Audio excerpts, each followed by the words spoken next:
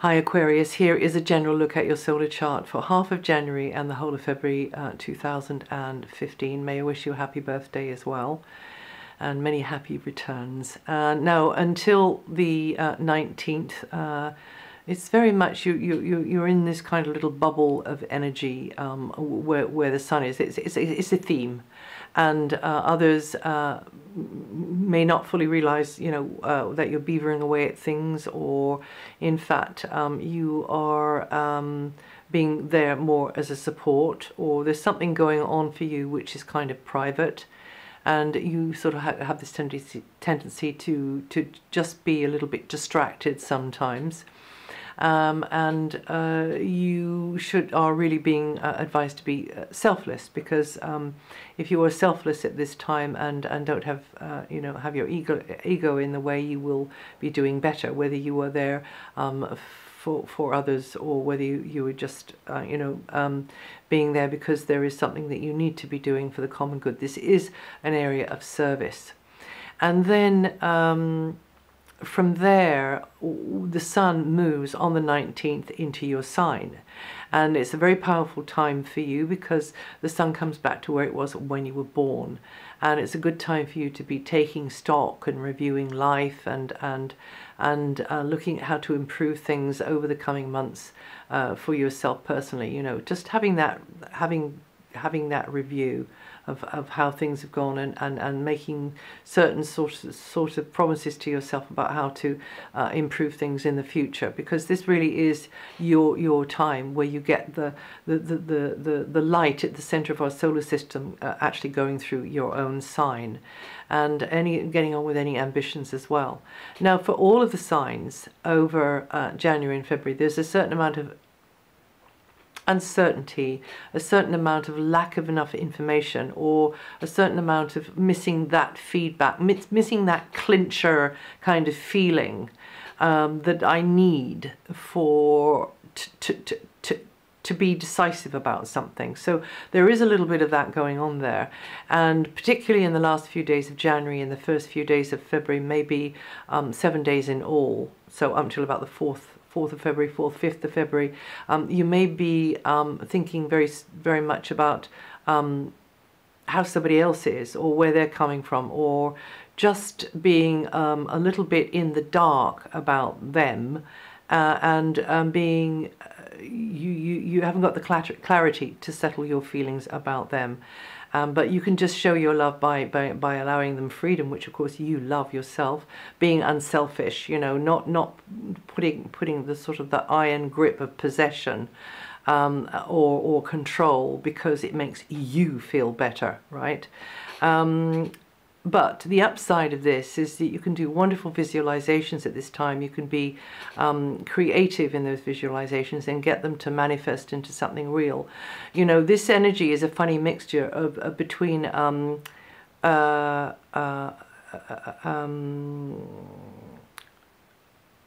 kind of vague feelings, kind of just not certain, at the same time as having to bite the bullet and make something happen, make something real, do something practical, maybe something that you're not altogether sure about, because there is a need to be practical and down to earth. There's a need to be realistic, and there's a need not to have too high expectations about somebody else, maybe it is.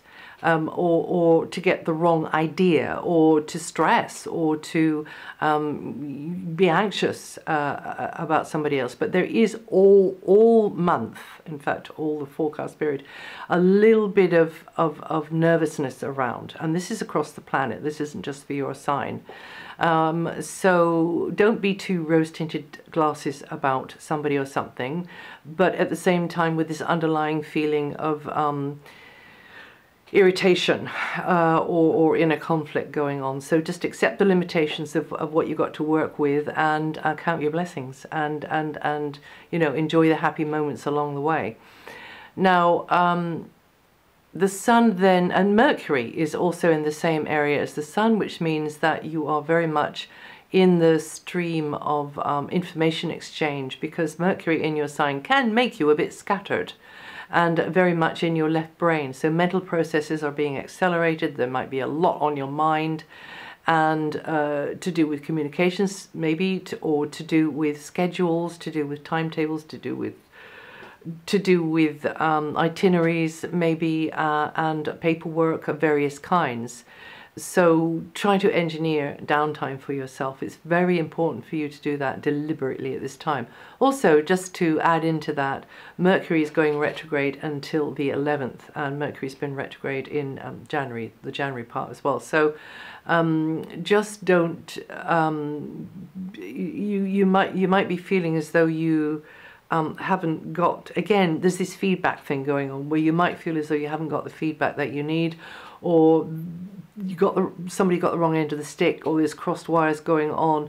You need to be absolutely clear in what you've said, and you must check that they heard what you said, or vice versa. Clear in what you've heard and check what they've said, you know. So yeah, but Mercury goes direct from the 10th, and then that tends to sort of calm that down, accelerates maybe correspondence you've been waiting for, or feedback that you've been wanting. However, even then, for February, there is still a little bit of feeling of the waters being muddied, and a little bit of confusion and ambiguity going on, okay? And all that glitters is not gold. It's not a huge one, but it is a theme that runs through these weeks that I'm speaking about here.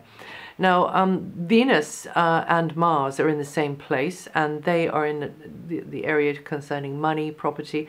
It's always, well, I would say it's more or less always a good thing to have Venus there, as long as you're sensible with Venus, because of course Venus can have you putting your hand into your pocket more and being a little bit more self-indulgent, which I have to say, if it's your birthday time, you have absolutely every right to do so. But also it can mean goodies in the pipeline as well.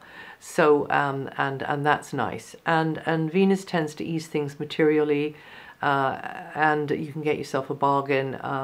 You know, if you are looking for funding as well, this would be a good time to do it. Buying, renting, selling, anything like that, leasing, you could get a good deal there if you play your cards right.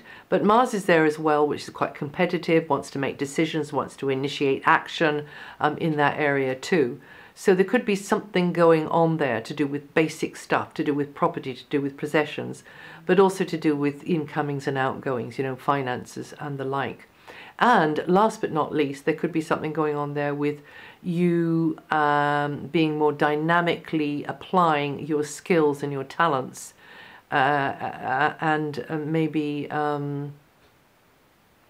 actively engaged, yeah, more actively engaging them, yeah, and finding that you really are quite enjoying doing things which you have got sort of a bent for, an inclination for.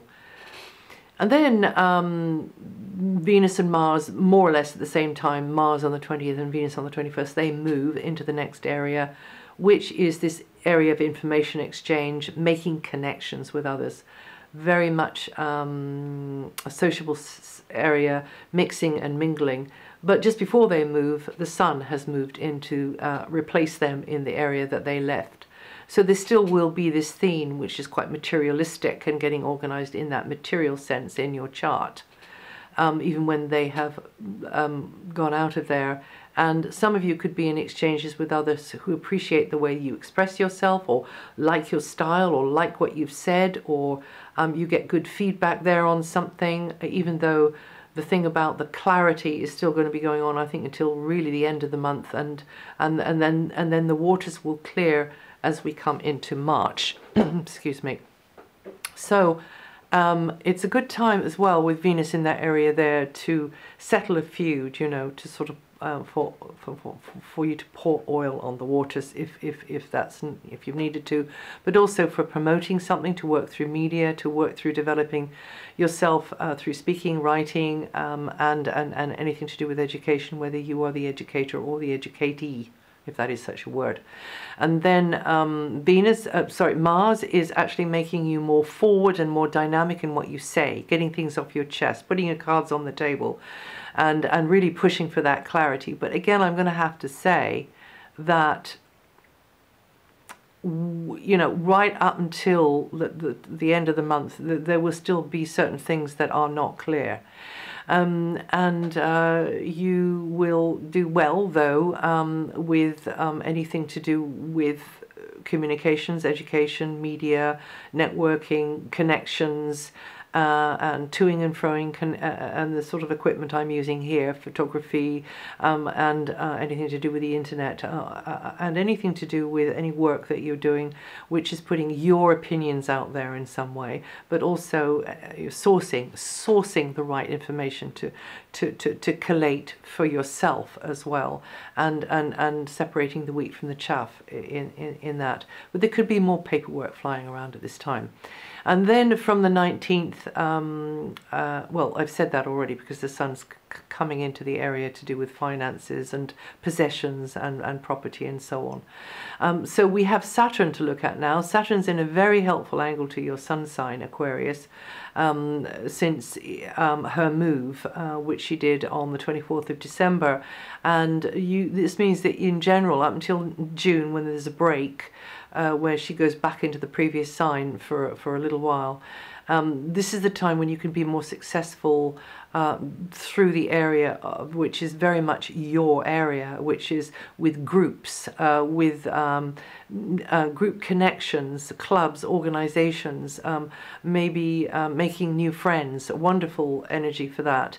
But working at it, like you're cultivating them, you're getting useful contacts in place, you're getting people on side or on board. So it might be, it might go with the flow in certain areas, maybe in your private life, but maybe in your professional area, you're needing to make these crucial connections for something to progress, for something to blossom.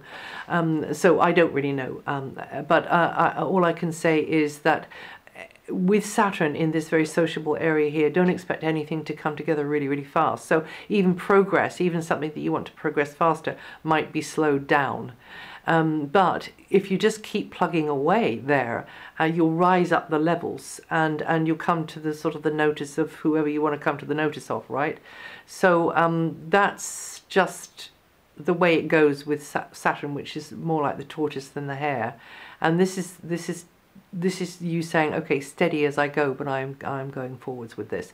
And you Aquarians born the 22nd to the 26th, or with 2 to 6 degrees rising, going to feel that energy the most.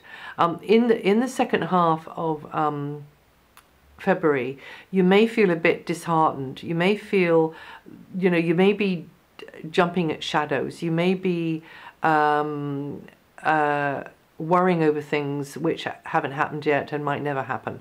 So just try to rein that busy mind of yours in there, but also be real, be practical, be down to earth, because the tendency is that you are making a mountain out of a molehill, which kind of then sort of neutralizes you and paralyzes you, and you're a bit like a rabbit in the headlights. So, or maybe it's not as you know, I've said that just to give you an idea of what it might be like, okay? But it might be lesser than that, or it may be more than that, but it likely won't turn out the way that you had imagined or feared, you know, at 3 o'clock in the morning. So now Jupiter will be opening the way to growth through close relationships. So Jupiter's in your opposite sign. You could really be hitting it off with somebody at this time. Somebody maybe from a very different culture to your own, a different sort of expertise to your own, a different background, and you are really enjoying their company because it's like a breath of fresh air, but they see you in that same light as well. They're really enjoying your company because you are that to them. And then that is Jupiter delivering in the way Jupiter is meant to deliver in this area here. If it's just all on one side, then it's not quite right, and there's somebody else in the pipeline for you, okay? And this might be a working type relationship. It doesn't have to be in a romantic sense or a partnership sense, but it can be. It very much can be. and making the sorts of friends, again, who are very, very different, you know, and you're intrigued and it's interesting. Or sometimes you're just kind of eyes to the heavens. It's like, oh, well, you know, they need to learn. But even so, I don't think it'll be making you feel bored or despondent or you know, uncomfortable. I think it will be quite expansive for you, and you learn a lot from it. And through them, and they through you. And you Aquarians born the 3rd to the 8th of February, or 14 to 19 degrees rising, are going to feel that energy the most. And that's it for the forecast period. And if you know your rising sign, your moon sign, listen to those. And also, this is written up on my website, probably a little bit more in some places than I've given you here, and some a little bit less than I've given you here. And I'll see you the next time.